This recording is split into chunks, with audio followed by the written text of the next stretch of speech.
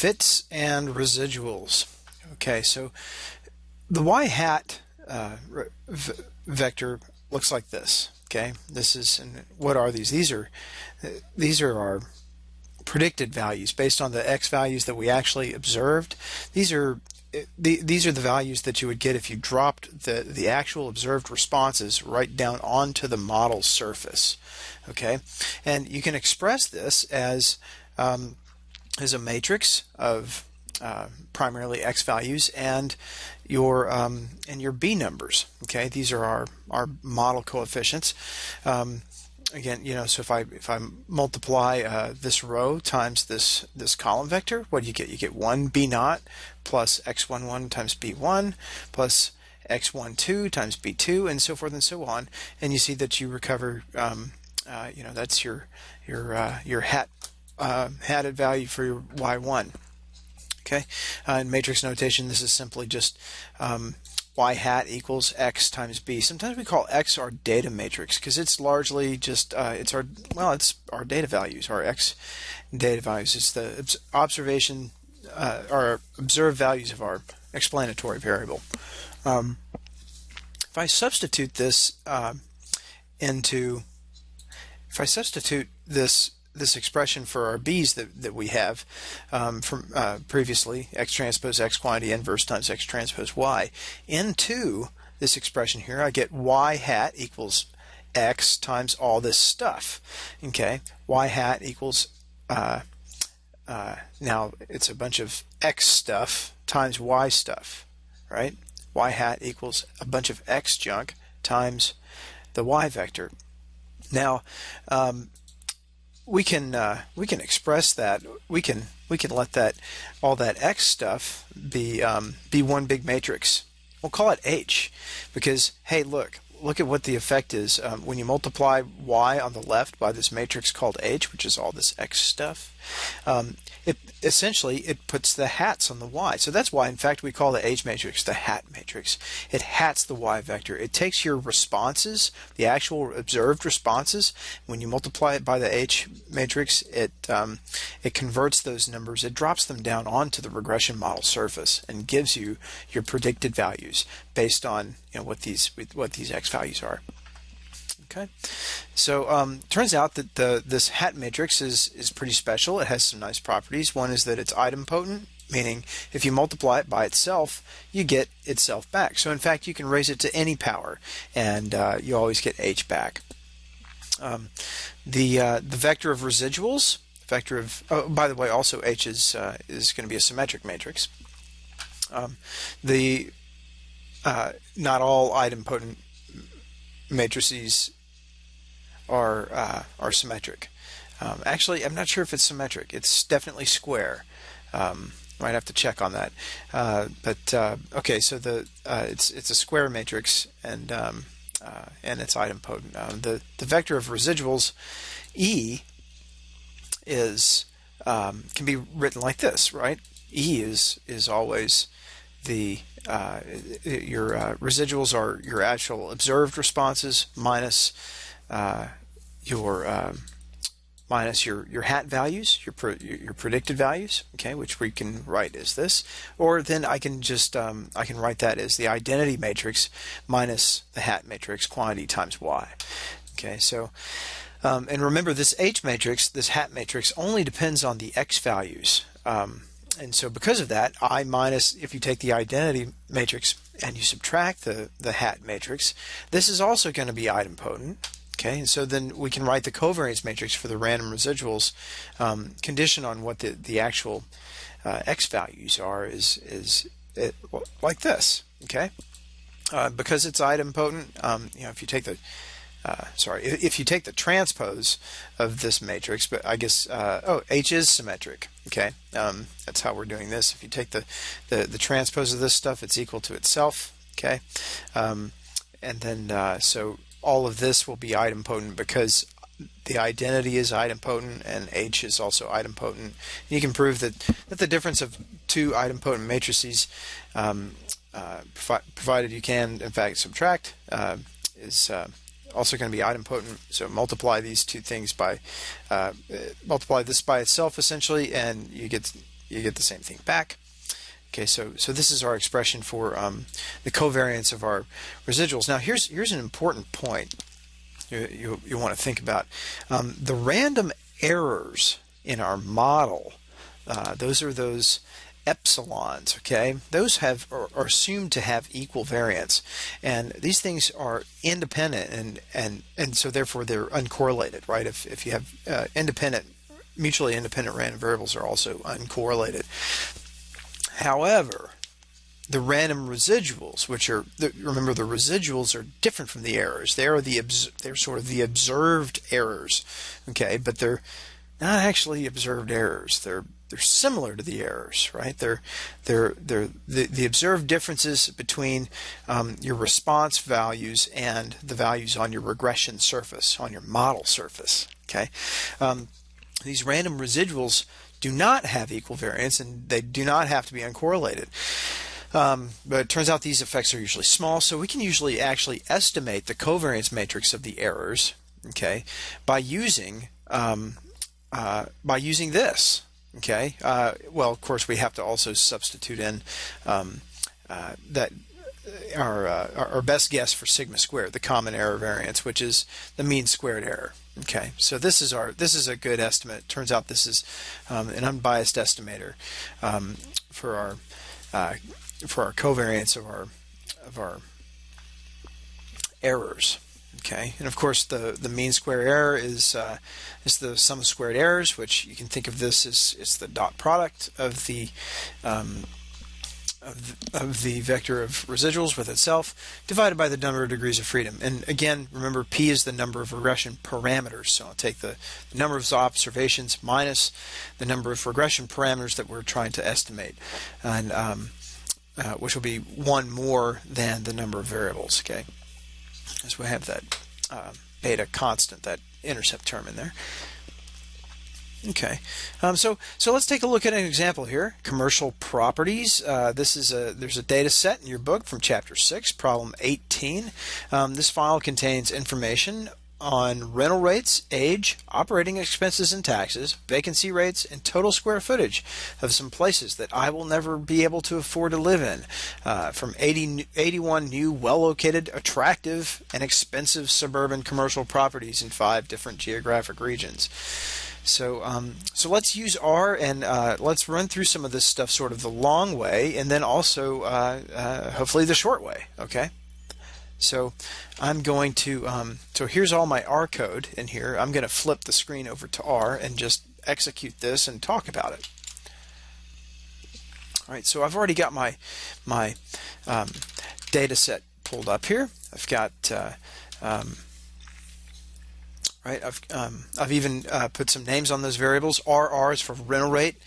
Age is for age. ENT is for expenses and taxes. VR is for, I forget. VR is for vacancy rate. Not sure what that means. And total square footage. Maybe it's the percentage of those properties that are vacant. And the total square footage. Okay.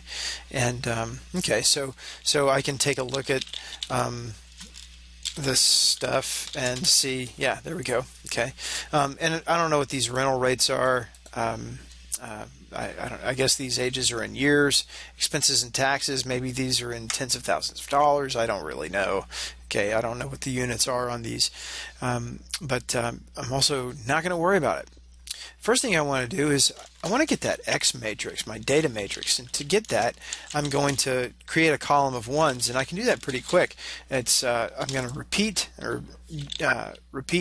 from 1 to 1 how many times in row the number of rows in my data set. Okay, so you can check that out. Ones, okay, it's just a whole bunch of ones. And now for my data matrix there, X, I'm going to let that be C bind. I'm going to bind the columns from ones and from my data set, but from just columns 2 through 5. Okay, because the first column in my data set is actually, this is my response. Maybe we want to model the rental rate as a function of these other 4 variables, something like that. Okay, so So there we go. So that's our X matrix. I could take a look at the top of that if I like. And okay, there we go. It's exactly the kind of thing I need, right? I have 81 rows, so 81 observations on these 4 variables, and the first column in this matrix is a bunch of ones like I need, because remember, the way the multiplication goes, you'll have this vector times b1, or sorry, times b0, your intercept coefficient. Okay, and now if I'm going to do matrix multiplication, it turns out I need to be working with matrices. I can't do matrix multiplication with things that aren't matrices. You can check out the class or the variable type by doing something like this. Okay, so X right now, as it is a data frame, I need to change it so that it's of matrix type. So I can do that with the as.matrix command. Okay, and now if I check out the class of X, it's a matrix. Okay, and so I'm going to let Y, similarly, I'll let Y be as.matrix of data, the first column. Okay. All right, and so now I want to get an expression for my hat matrix. H is, let's see, what was it? It's X times, it's really easy to remember what the hat matrix, the formula for the hat matrix. It's all that stuff from, remember the formula for your least squares coefficients. X transpose X, right here, I'll put it over here. It's X transpose X quantity inverse, right? So it's X transpose X, and then quantity inverse times the transpose of X. Okay, right? And then I would have times Y there, but actually I don't. Instead, on the other side, I just have multiplying by X on the left. Okay, so that's my hat matrix. Okay, and if you want to take a look at that, you could take a look at head hat, head of H. Okay,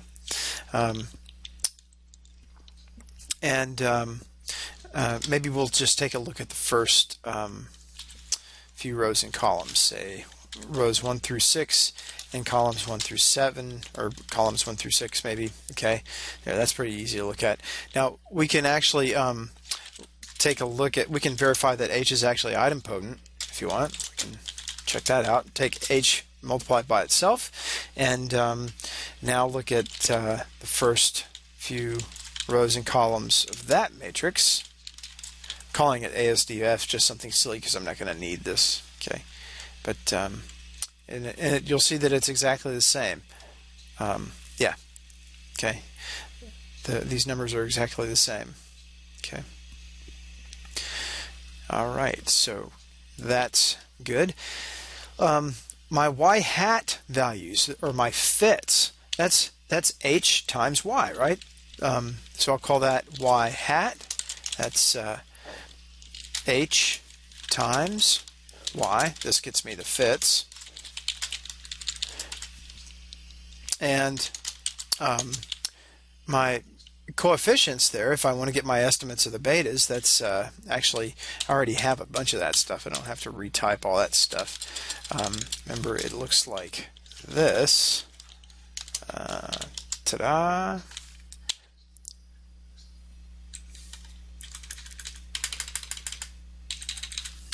There we go. Those are my coefficients. Okay. Let's see. So this first term here is my intercept. This is my slope coefficient on the age variable. This is my slope coefficient on the expenses and taxes variable. And remember these little e's with these things, like this means times 10 to the negative first. This means times 10 to the first. So this number is being multiplied by 10. Okay. Let's see. So what else can I do? I can get the residuals. That's y minus H times Y, right? It's the difference between the observed Y values and the hatted Y values. So I can do like that. And let's see, I can get the dimension of my hat matrix.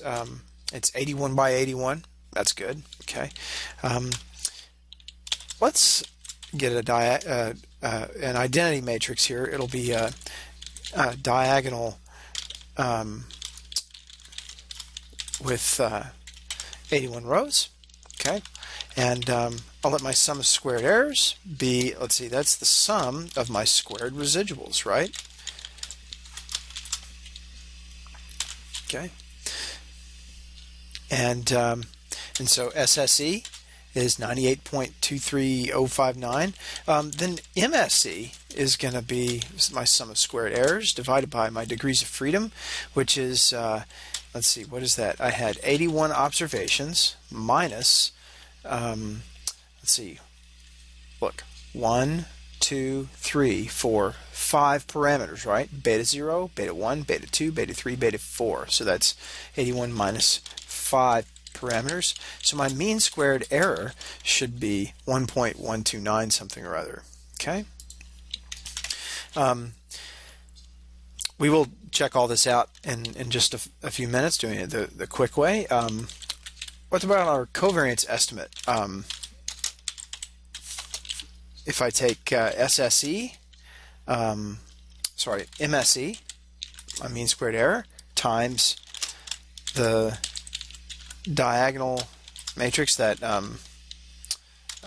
identity matrix. I guess I could have just written I, right? Didn't I store that? I minus H. Okay, this is my estimate for the for this guy, right? My unbiased estimate for the covariance matrix of the errors. Okay, so that's that guy. Okay, I can let's at this point let's just do the linear model. Okay, and I'm going to do y versus let's see, do I have this versus I'll say RR plus, let's see, what else do we have there? Oops, E and T. This ampersand is going to be a problem. Let me show you. E and T plus VR plus SQF. And I don't believe I've attached my data set, so I'll say data equals data. Okay.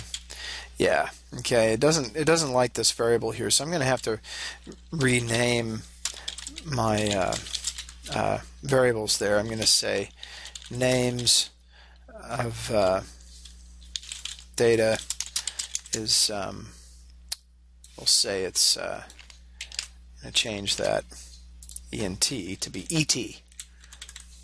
Okay. All right. So now if I do the linear model y versus all of these guys, and do out fit. Look at my fits. Well, maybe I should do head of my fits.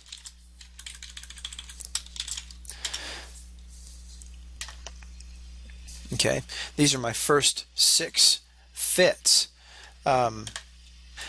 which I should be able to match up with if I look at the head of my Y hat stuff, right?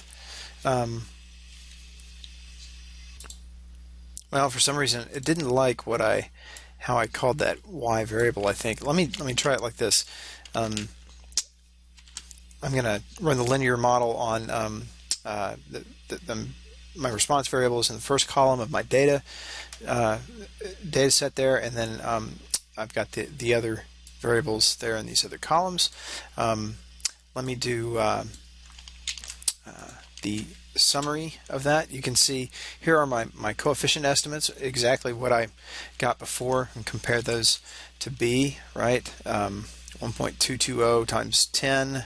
Age, my slope on the age there is negative 1.42 something or other times 10 to the negative first, and so on. Okay, I can get my fits, compare those to oops, maybe I should do head out fit like this. Okay, they're the first few fits, and I can compare them to the y hat values that I got before. Right? If I do the head of those, okay, they are the same. They're the same, and I can take a look at the residuals, which I take a look at the first few residuals and then compare it to out resid. Okay, whoops. Let's just look at the head of it. You'll see that they are the same. Okay, yeah, and also let's check out the sum of squared errors and MSE, and we can compare that to the values that when we do ANOVA out. You see our sum of squared errors is right here. It's the residual sum of squares. Okay, this sum of squared errors is, maybe it's a misnomer within the context of our notes here. The errors are, we think of those as random errors, but these residuals are sort of, not exactly, but kind of observed values of those random errors. Remember, the random errors are coming off of the actual real functional model without any error terms. Okay, measuring the difference between that actual mean model and where the to where those random errors take place. But the residuals, remember, are being measured from the response variable values to the regression model, which is different from the actual model without the errors. Also, of course, you see the mean squared error here, 1.1295 something or other. That's this number. It's been rounded, but it's just, remember, all these mean squares are the sums of squares divided by their degrees of freedom. So all these degrees of freedom are just 1. Get 1 for each one of these terms in the model. So all these mean squares and sums of squares are the same. But here the sum of squared errors divided by 76 will give you the mean squared error